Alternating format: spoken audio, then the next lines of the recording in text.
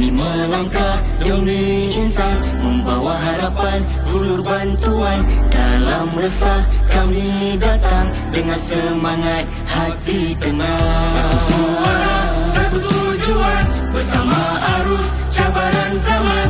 Arif gagah terus marah, peduli insan, cinta negara. Ukhuwah teguh jadi kekuatan,